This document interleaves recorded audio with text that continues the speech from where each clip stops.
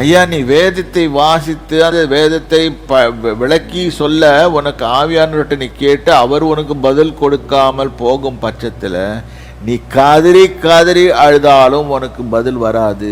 நான் 3 மணி நேரம் கர்த்தருடைய சமூகத்தில் உட்கார்ந்திருந்தேன்னு சொல்லுவாங்க, ஒன்றும் வராது.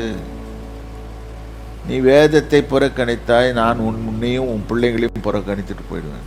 இன்னைக்கு அவங்க போட்டுக்கிட்டு எல்லாம் ஆலயத்துக்கு போங்க, இதுக்கு போங்க, அப்படி வரலைன்னா வீட்டுக்கே ஆலயம் வரும், என்னது இது வழியாக வரும், எல்லாம் பேசுவோம், சொல்லிக் கொடுக்க மாட்டோம். அல்லேலூயா, டான்ஸ் ஆடு, பாட்டு பாடு, எல்லாம் ஆடு, கர்த்தர் உங்களை ஆசீர்வதித்தார், போயிட்டு வாங்க. அவனும் நினச்சி சீரியஸாக நம்பிட்டு போவான். அங்கே திருப்பியும் பழையபடி அதே மாதிரி தான் போவாங்க. திருப்பியும் அந்த மண்டே டு ஃப்ரைடே அப்படியே தான் இருக்கும். தேவன் எங்கே இருக்கிறாருங்க?